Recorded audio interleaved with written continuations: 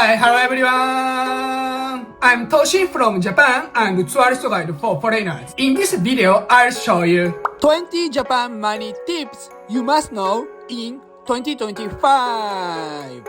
Japan has unique money-related systems and unspoken rules that are second nature to locals, but often completely unknown to foreign visitors. As someone who's lived in Japan for over 30 years and works as a professional tour guide, I've seen countless tourists struggle because they didn't know these rules. Many end up confused, overpaying for things, or even falling victim to scams. In a previous video, I shared 10 essential money tips for traveling in Japan. But since then, I discovered even more insights through my experience as a guide. So, in this updated video, I'll be covering 20 must-know tips and rules to help you navigate Japan's money system like a pro. By the end of this video, you'll have the knowledge to avoid common mistakes and enjoy your trip to Japan more affordably and comfortably. Plus, I provide tour guide services in Japan, recommended travel itineraries, and custom-made travel itinerary creation service. You can find more information in the description below. So, let's get started. Number 1. Important info about consumption tax. Japan has a unique consumption tax system. The standard tax rate is 10%, but there's a reduced rate of 8% for everyday essentials. For example, groceries and daily necessities at supermarkets are taxed at 8%, while items like alcohol and tobacco fall under the 10% rate. Here's something interesting. When dining out, the tax is 10%, but if you order food to go, the tax drops to 8%. So, if you're grabbing a coffee at Starbucks, the tax is 8% for takeout, but 10% if you drink it in store. Most prices in Japan already include tax, but keep an eye out. Some smaller shops or specific products might show tax-exclusive prices. Also, many duty-free shops and tourist spots offer tax-free shopping options. Stay tuned because I'll cover everything you need to know about tax-free shopping in the next chapter. Number 2. Tax Exemption System. When I lived in the US, I used Japan's tax-free shopping system as a non-resident to save on purchases. Japan's consumption tax is 10%, so by using this system, you can shop 10% cheaper. However, many foreigners don't know about this benefit or aren't sure how to use it. Here are 5 key points to remember. First, make sure to get an entry stamp in your passport when you arrive in Japan, as it's easy to forget with automated gates becoming more common. Second, shop at tourist-friendly stores like Don Quixote, Yodobashi Camera, or Uniqlo. Third, remember to buy eligible items. These include both general products like electronics and bags, and consumables like food, alcohol, medicines, and cosmetics. Fourth, your total purchases for the day must be between 5,000 yen and 500,000 yen. And fifth, keep your items sealed and unopened until you leave Japan. If you open or use them before departing, the tax-free benefit may no longer apply. One last thing to keep in mind, the tax-free system may change in 2025 due to increasing misuse of the program by people reselling goods purchased tax-free in Japan. For more details, be sure to check out my previous video. Number 3. Old versus new yen. Essential tips for travelers. One thing many tourists find confusing about Japan right now is the new banknotes. There are 2 main reasons for this confusion. First, both the old and new banknotes are in circulation. This means you'll need to recognize multiple designs. A friend of mine from the US actually thought the new banknote they received was fake. So, I highly recommend familiarizing yourself with the new designs before your trip. Second, not all machines in Japan can handle both old and new banknotes. For example, some train and bus ticket machines and vending machines still only accept the old notes, while others may only accept the new ones. If you encounter this, don't worry. Station staff or bus drivers can often exchange the notes for you. For vending machines, simply shop at a nearby supermarket or convenience store instead. Keep these tips in mind and you'll avoid any hassle while enjoying your trip to Japan. Number 4. Cash is still king in Japan. Don't make this mistake. In many countries, digital payments have become the norm, and carrying cash is almost unnecessary. While Japan is moving toward a cashless society, there are still many places where cash is king. You might be surprised to find that supermarkets, restaurants, and even vending machines across Japan still widely accept cash. One of my American friends was so used to relying on credit cards back home that when he first arrived in Japan, he didn't bother getting any cash. As a result, he could only shop at places that accepted cards and missed out on some of the places he really wanted to visit. The good news is, it's relatively easy to get cash in Japan. You'll find plenty of currency exchange counters at airports and in the city, as well as ATM. For the best way to get cash and some useful tips, stay tuned for the next chapter. Number 5. Getting cash in Japan. Save money with deal tips. As mentioned earlier, having cash is essential when traveling in Japan, as many places still require it. So, make sure to have some cash on hand when you arrive. However, be careful where you exchange your money. The exchange rates at airports or hotels are often much worse than those at currency exchange services in the city. I remember one of my American friends regretting exchanging all his money at the airport. He later realized how much he lost because of the poor rates. Instead, I recommend exchanging a small amount at the airport, about 5,000 yen, which should be enough for immediate expenses. Another convenient option is to use ATM at the airport. These ATM accept foreign credit or debit cards and allow you to withdraw Japanese yen directly.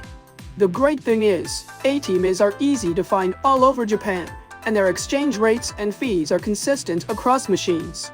Plus, most ATM offer multilingual options, including English, Chinese, and Korean. With these tips in mind, you can save money and enjoy a stress-free trip to Japan. Number 6. Don't keep coins. Although Japan is transitioning towards a cashless society, cash is still king in many places. As I mentioned in a previous video, it's essential to carry some cash during your trip. Luckily, exchanging money into Japanese yen is easy with currency exchange counters available at airports and throughout cities. However, here's an important tip. Most currency exchange services in Japan don't accept coins. If you're left with small coins at the end of your trip, you won't be able to exchange them back into your local currency. This often leaves tourists scrambling to use up coins at the airport, sometimes on vending machines or capsule toy machines. To avoid this, try to use your coins throughout your trip for small purchases. Alternatively, opt for credit cards or IC cards like Suica for payments whenever possible. That said, cash is still a must in Japan. Please check other chapters for tips on how to get and manage cash. Number 7. Japan's unique payment etiquette.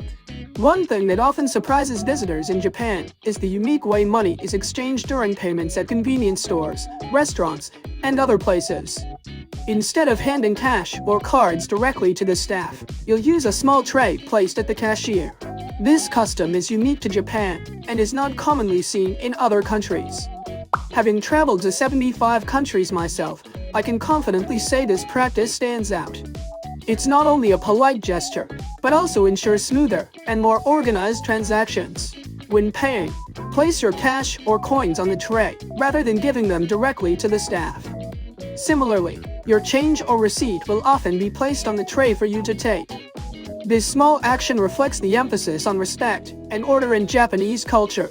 By understanding and following this custom, you can immerse yourself more in Japanese culture and enjoy its unique traditions.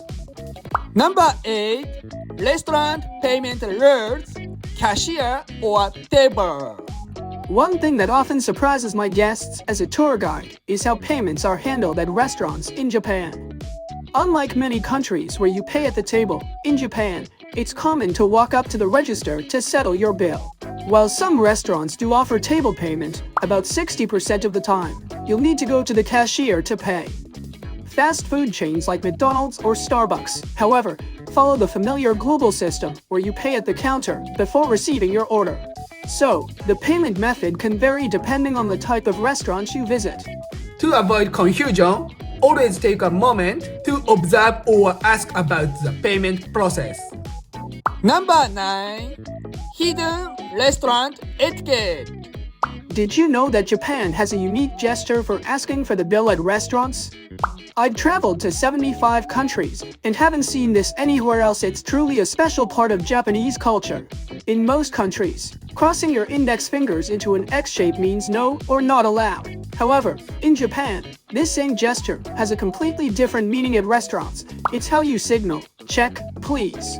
This small but practical gesture is incredibly helpful for foreign travelers who may not speak Japanese.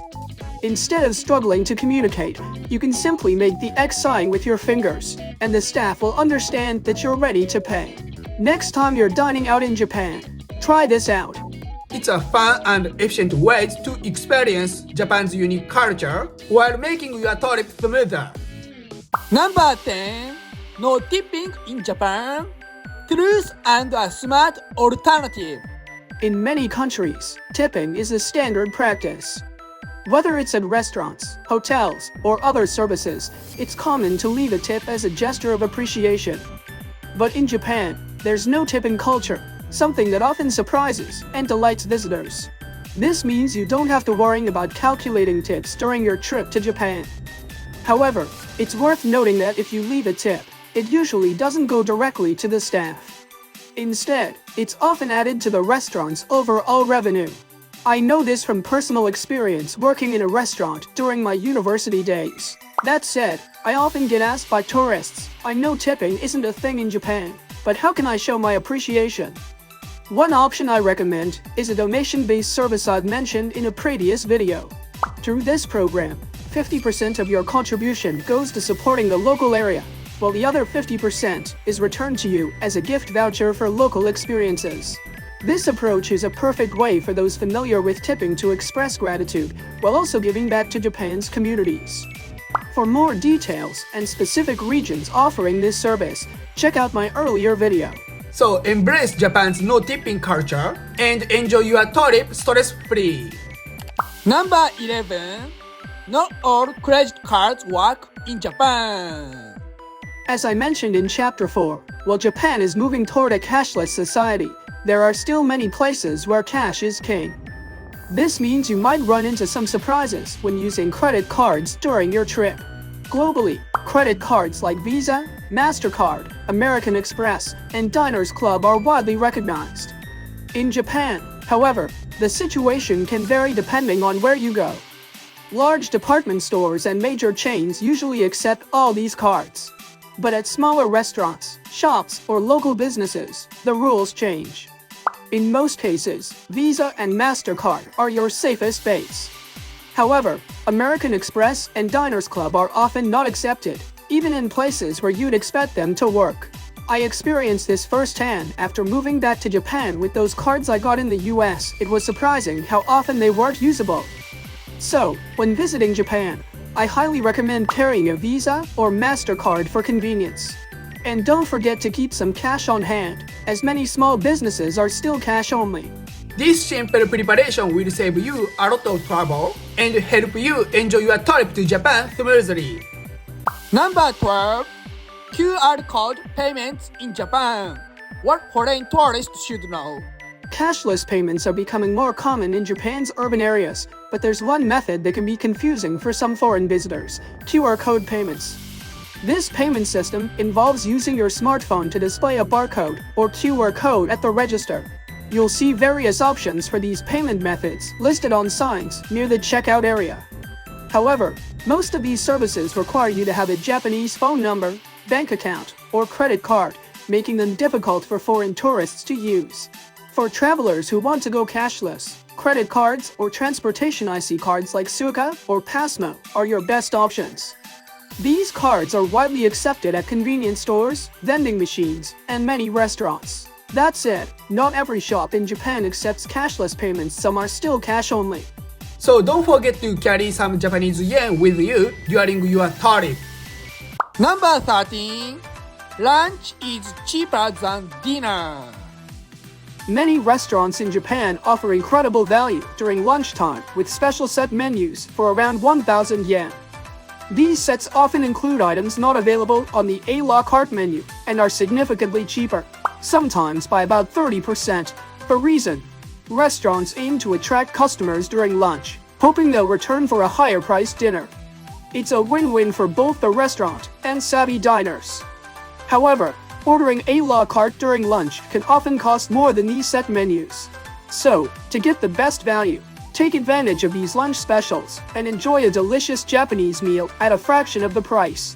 Keep this in mind during your trip to Japan and maximize your food budget while experiencing the incredible flavors. Number 14. The hidden table charge system.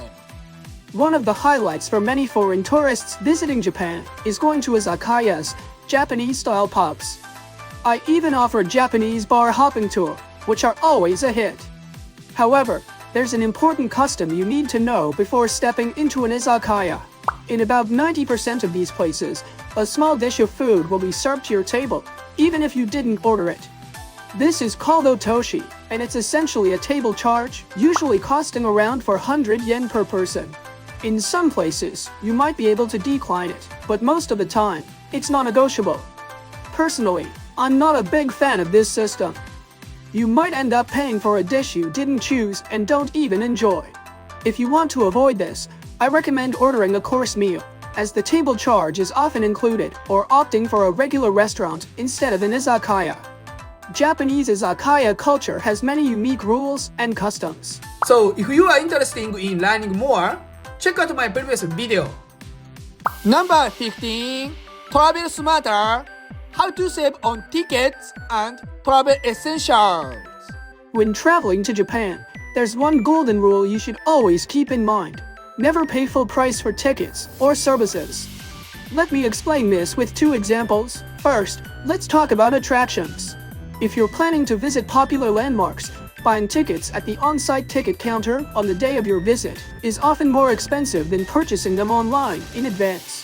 For example, Shibuya Sky, a stunning observation deck in Tokyo, costs 1,500 yen at the ticket counter. But if you book online beforehand, it's only 2,200 yen, a 300 yen discount. Similarly, Tokyo Skytree, the tallest tower in the world and a symbol of Tokyo, charges 3,500 yen for same-day tickets at the counter on weekdays.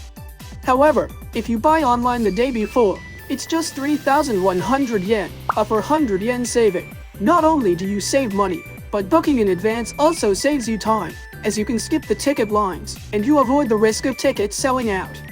Second, let's talk about essential travel services like internet access, hotels, and transportation. Many of these services offer discounts through coupons or affiliate links. For instance, I've partnered with several companies, so you can book hotels, SIM cards, pocket Wi-Fi, airport taxis, and even Shinkansen tickets at discounted prices using my coupon codes or affiliate links. By using these links, not only do you save money, but you also support my channel, creating a win-win situation for both of us. You'll find these links in this video's description or on my website. So remember, don't pay full price for tickets or services. Plan ahead, save money, and make your trip to Japan more enjoyable. Number 16. Dynamic pricing in Japan. In the previous section, I explained why you should avoid paying full price for tickets and services. Now, here's another important tip: avoid traveling during peak seasons in Japan. Did you know that many popular attractions in Japan use dynamic pricing?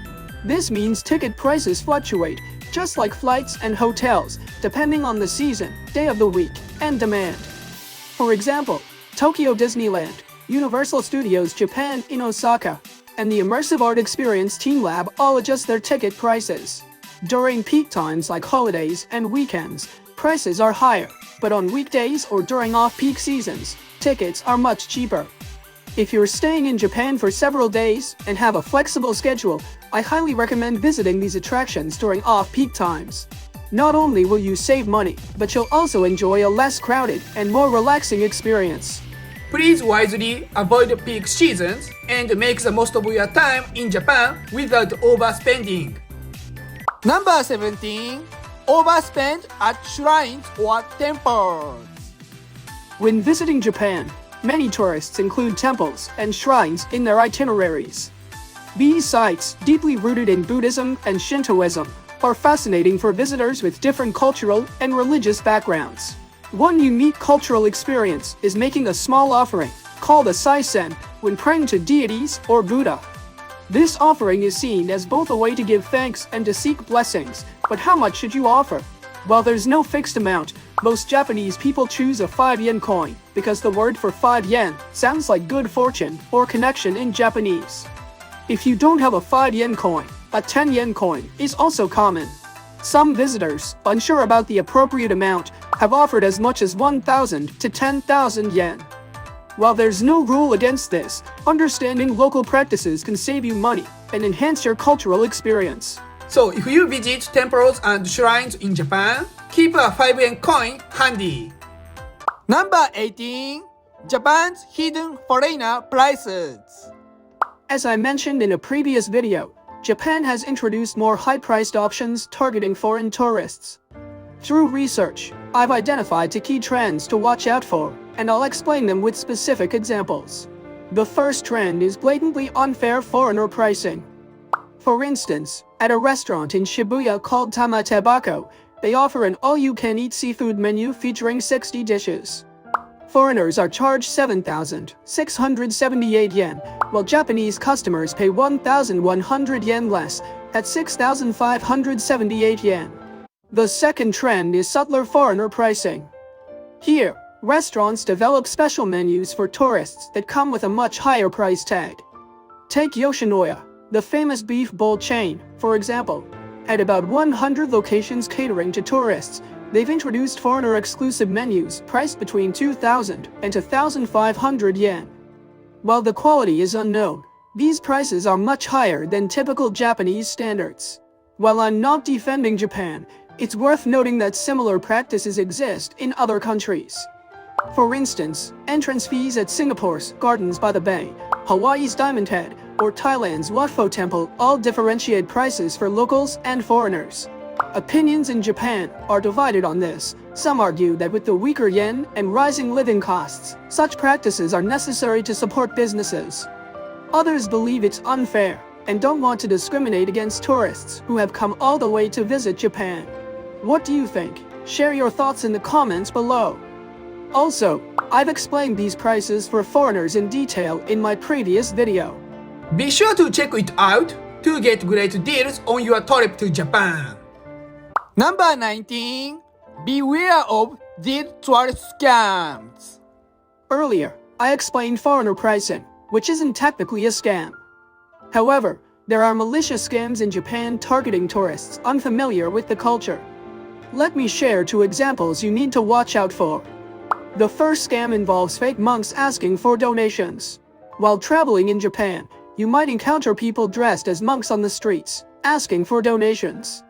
They often claim the money is for religious or temple-related purposes and show you a book filled with names and donation amounts to appear legitimate. However, these names and amounts are usually fake, and your money will likely go straight into their pockets. These individuals are not real monks. They specifically target foreign tourists unfamiliar with Japan's temple culture. Unfortunately, many fall for this scam, like my American friend, who unknowingly donated. I've personally seen this happen in places like Ueno, Meiji Shrine, and Kamakura. To protect yourself, avoid giving money to street solicitors. If you genuinely want to support temples or religious causes, research reputable temples and donate directly. The second scam is the disaster donation scam. Japan is prone to natural disasters like earthquakes, typhoons, and floods. Some scammers exploit this by asking for disaster relief donations. Typically, a middle-aged woman with polished English will approach you with a brochure, claiming the money will go to help victims of recent disasters. These brochures often highlight recent earthquakes or floods, making their claim seem credible. While these women may appear well-dressed and polite, it's a scam targeting tourists, not locals. Never donate to street solicitors. If you truly want to contribute to Japan's disaster relief efforts, donate through established and reputable organizations or charities. Always stay alert and don't fall victim to these malicious scams. For more examples of scams targeting tourists in Japan, check out my previous video to stay safe during your travels. Number 20. How to keep your cash safe in Japan. As mentioned in Chapter 4, Japan is still very much a cash is king culture, meaning you'll need to carry cash during your trip. That's why having a wallet that can hold plenty of Japanese bills and coins is essential. While Japan is one of the safest countries in the world, there's always a chance of losing your wallet or having it stolen. To keep your money secure, I recommend using a small wallet with a security feature, like a strap that hangs around your neck. These wallets are easy to find at Daiso, Japan's famous 100-yen store. They're affordable, practical, and perfect for travelers. Daiso also offers tons of other high-quality, budget-friendly items that are worth checking out. I've even made a video about my top recommendations from Daiso, so don't forget to watch it for more ideas. Keep your cash safe and enjoy a worrying-free, comfortable trip to Japan. How was today's video? If you would like to request a guide in Japan or have any questions regarding your travel itinerary, please contact me from the link in the description section. Don't forget to subscribe to my channel and like button. See you in my next video. Bye!